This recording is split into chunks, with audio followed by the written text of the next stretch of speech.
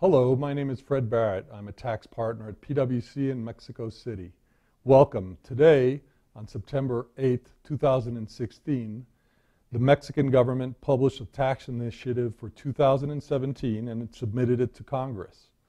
The proposal, the economic package, consists of four major bills, let's call them.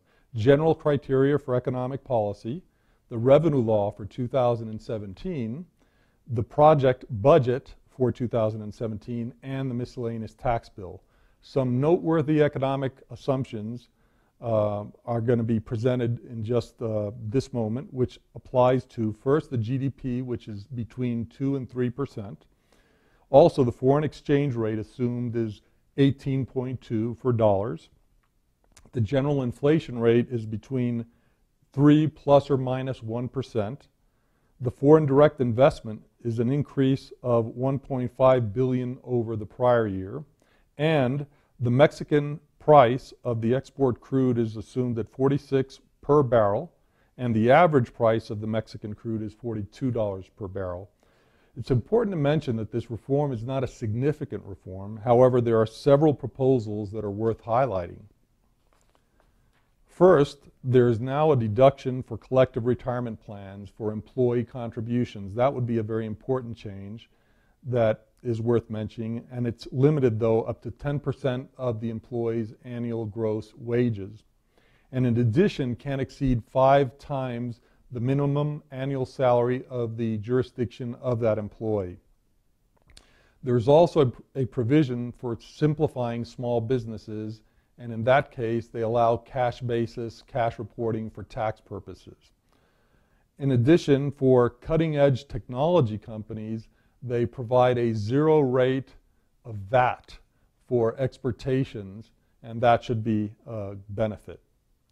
There is also a new income tax credit for technological research and development expenses, and those would include the development, integration, or maintenance of computer information systems, electronic storage and backup, database administration, and similar.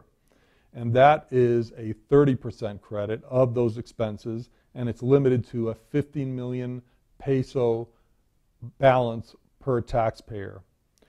For gasoline and diesel prices, they would be deregulated in 2017. That is an advance enactment of a rule that was going to come into effect in 2018. There would also be an income tax credit for contributions to high-performance athletic activities, example, the Olympics, and the amount of the contribution would be creditable, but it would be limited to 10% of the regular income tax, but also limited to 20 million pesos per taxpayer. There is also an income tax credit for investments in electric vehicle charging stations, and that would be a 30% credit of those expenses. And the excess could be carried forward for up to 10 years, and this credit doesn't limit the benefits of the other credits. Now, for the federal tax code, there are about 4 provisions I'd like to mention briefly that would come into play. One is that there are new processes that are established for compliance with electronic reporting.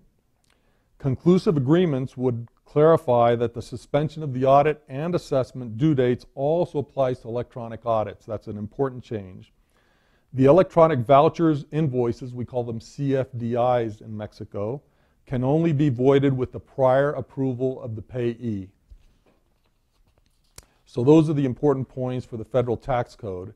In terms of VAT, value-added tax, an important new change would be that the creditable VAT for startups would not be creditable for costs other than capitalized assets until after the startup period is over, such as when revenues are generated. This would not apply to the exploration and production of mining and hydrocarbons.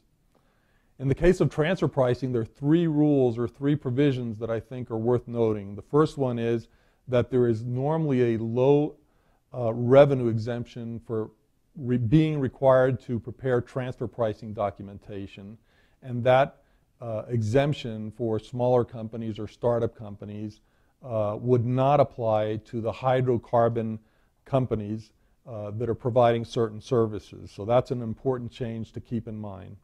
In addition, relating to advanced pricing agreements, APAs, the filing fees would be increased from 12,633 pesos to 216,309 pesos. Similarly, the APA review fees per year would be increased from 2,527 pesos to 43,262 pesos. Finally, in the hydrocarbons area, some provisions are enacted that are worth highlighting. The first one is that the income tax laws are being updated to be consistent with the hydrocarbons revenue law, and clarity is provided for income tax treatment of investments, for example, the depreciation rate on platforms.